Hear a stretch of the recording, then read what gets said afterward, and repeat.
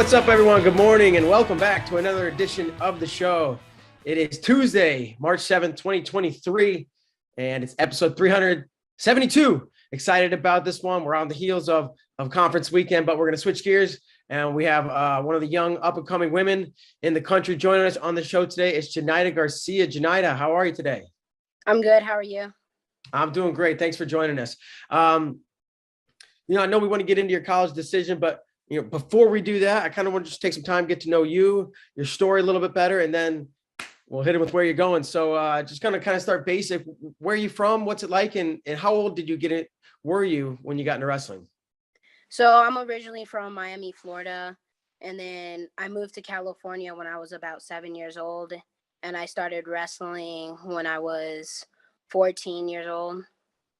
And so like 14, 13 in that medium. Okay. How'd you get into it? Well, what was a friend, a flyer, so at school? How did you kind of get introduced to wrestling, and why did you want to do it? Oh, so my dad fought MMA for a while. He was a Bellator fighter, and I kind of wanted to fight, but he didn't want me to get hit in the face. So he put me in jiu-jitsu first, and then I was like throwing people, and then I was getting penalized all the time. And he was like, we were like, that switch gears. We're like, maybe wrestling. I can actually throw people and not get in much trouble for it.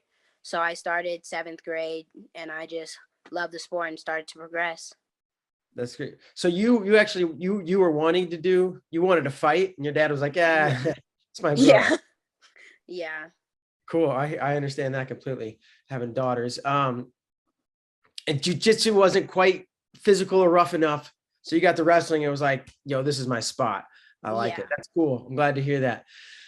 So you're into it, right? But like, what hooked you, right? Because now you're going to go to college. It's your life, right?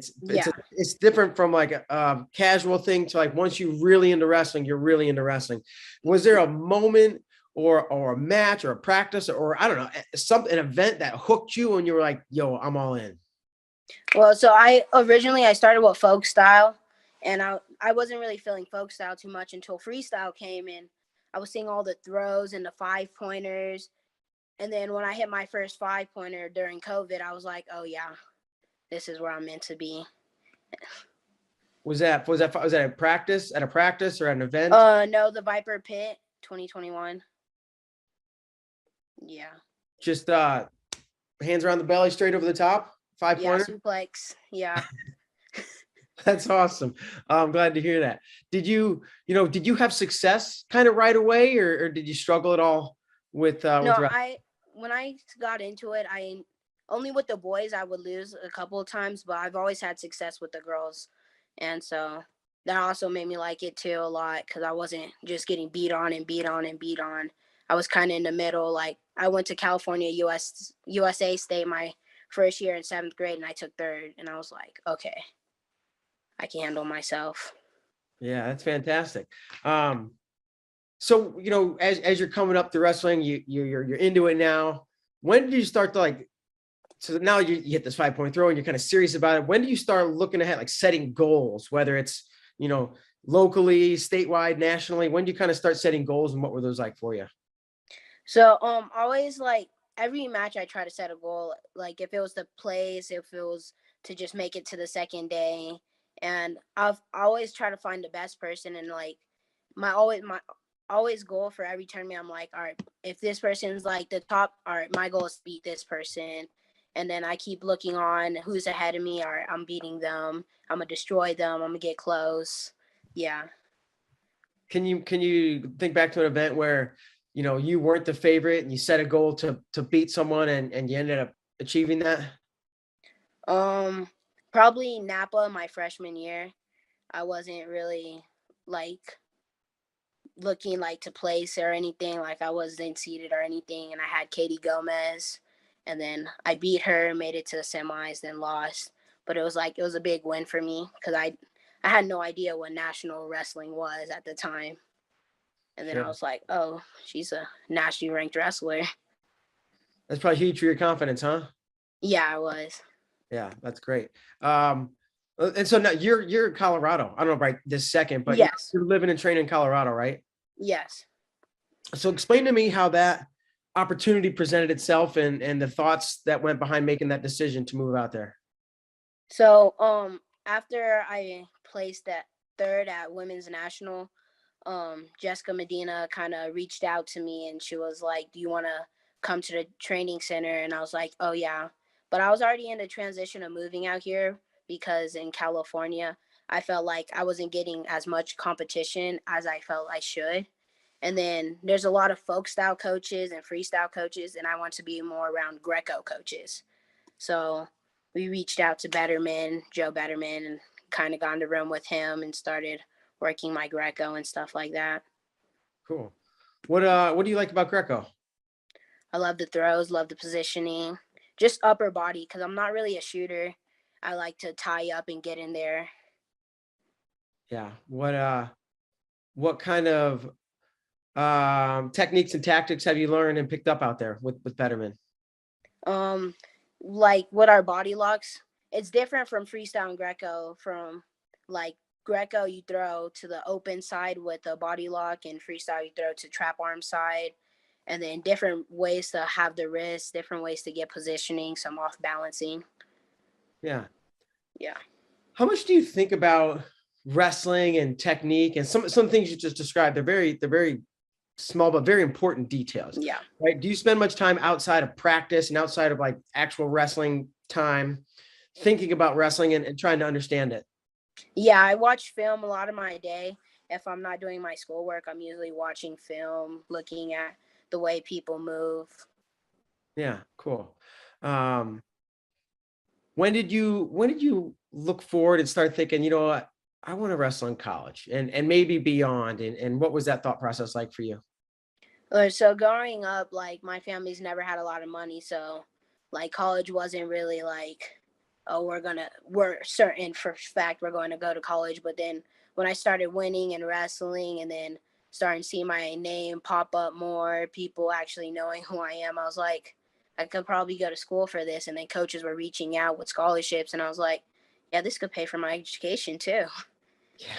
And so, Fantastic vehicle, right? To yeah. education. So what was kind of the recruiting process like for you? Well, I knew a lot of the coaches because just a lot of my teammates who are already in college and stuff like that, they just mentioned me to their coaches, and I got into a lot of the rooms, so I was able to talk to them more because I go a lot, like I hop around for different coaching. So especially at the training center, a lot of the college coaches come out here too, so I just see them a lot and then talk to them. That's very cool. How many, different schools were you looking at, and what, in the end, is it a tough decision? Yeah, I was looking at 5 schools, and yeah, it was definitely tough on my top three, which were Iowa Westland, Tiffin University, and Missouri Baptist. It was definitely tough because they both have really good foundations and values, which mean a lot to me. So it was hard to make that final decision. Cool. What specifically went into, making your final decision? Before we just get to it, like, what were the things that we were like, okay, what are most important to me, and what do I have to look through between these different programs? So I was looking at school wise first because I was like, I got to be able to pass the class to wrestle. So I was looking at, do teachers help? Can I be able to travel and get my work done still? And then I was looking at the team, like, how do they work together? How's that team environment? And will I have partners? Not just partners that could just beat on me and put me in the ground, but partners in that medium, like where I could just use you as a practice partner and then I could go hard with this person. So I was definitely looking at that too. And then money went into it a lot. Sure. Those are all great things to take into consideration. It sounds like you've done your due diligence. So, drum roll, please. Let's get to it. Let's hear what's your college decision and why. Iowa Westland, I feel like they had the best foundation for me. And then the teachers really support the students when they go off and when they're in the classroom. And I'll have my teammate Adugo, and I already know she'll push me because we train together in California. So she'll push me, and then I have partners that I could just work with, that like just training partners. So I felt like that was the best fit for me. Heck yeah, that's awesome. Talk to me about the coaching staff and who the coaches are and why you like them. So there's Coach Jake and Coach Cash. I seen them around a lot last year, and then they're really good. I see they're really passionate when I seen them train with Dugo and stuff like that. And then I see them in the practice room. They're really grinding, but they're really understanding too. Like they're not going to push their people. They're not going to push the athletes when everybody's down and hurt. It's probably going to be more of a feel good day. And then when we need to get to it, they're like, all right, let's get to it. Let's grind. And so I really like that. Yeah, I think that's an important balancing act. That's not always easy, right? Because coaches want to, press the pace, put the hammer down, but there are times.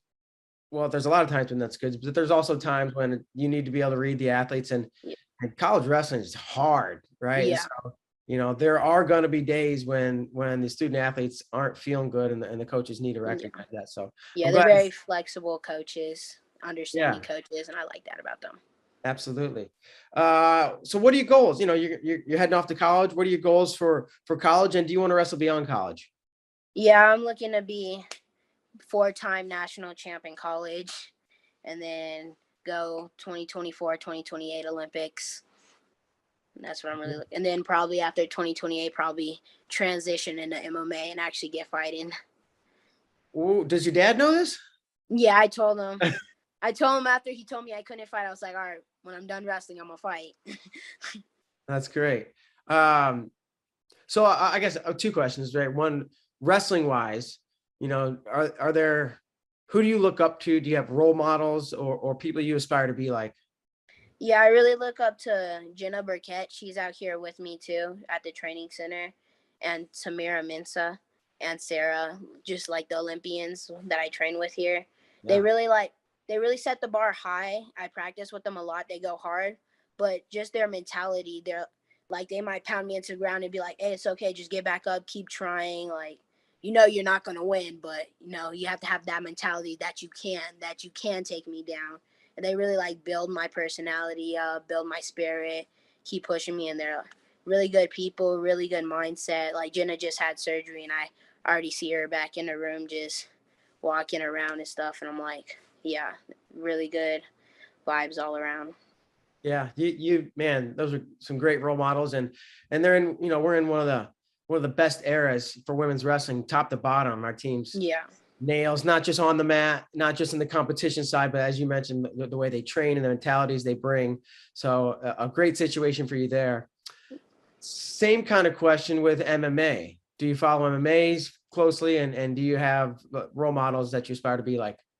I don't really follow MMA as much as I do wrestling, but I do want to be like my dad. I really looked up to him when he was fighting. He went pro, but he stopped fighting to train me in wrestling. So looking forward. He never got to be a world champ, but I'm gonna get it for both of us. That's great. That's great. Just a couple more things. I'll let you be on your way. A little game we like to play with our guests. It's called Wins and Whoopins.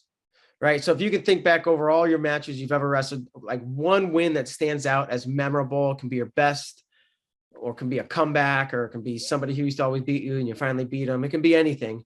And then one whooping where you just got the tar beat out of you and you walked off the mat and you're like, I don't even know if I know how to tie my shoes.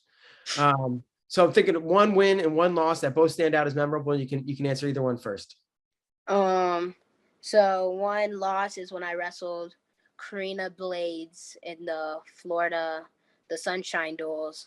So she just totally I blinked and I felt like it was over. Yeah. But it was 30 seconds or something. It was just over, and I was like, what just happened? But I did exhibition her right after that and did a little better. That's good. Yeah, and then one memorable win would be Who's Number One my first year year ago. That was really big for me because I was I just come back from a loss at Fargo, taking third, and I was like, oh, I got invited. And then to win it when I was expected to lose, that was really big for me. Heck yeah, that's awesome. That's awesome. And I'm really excited for you and the rest of your career. And, it feels like it's probably just beginning. And then hopefully a couple Olympic runs and on to bigger and better things with MMA. So yeah, super excited to watch it from here on out. We're going to give you the final word though, before we let you move on with your day, to say anything you might want to say. That's it. Have a good day, and got to get to practice tonight. Back to the grind. Yeah, no rest for the weary. Well, cool. Thanks so much for joining us today. And yeah, best of luck to everything moving forward. All right. Thank you. All right. Thank you. Take care. All right, folks, that was a good one. I'm really excited for Janida Garcia, and hats off to Iowa Westland program. They got a good one. She's going to have a great career, and we're excited to see her move on. That will do it for today's show. Thanks so much for tuning in, everyone. We'll see you next time. Bye-bye.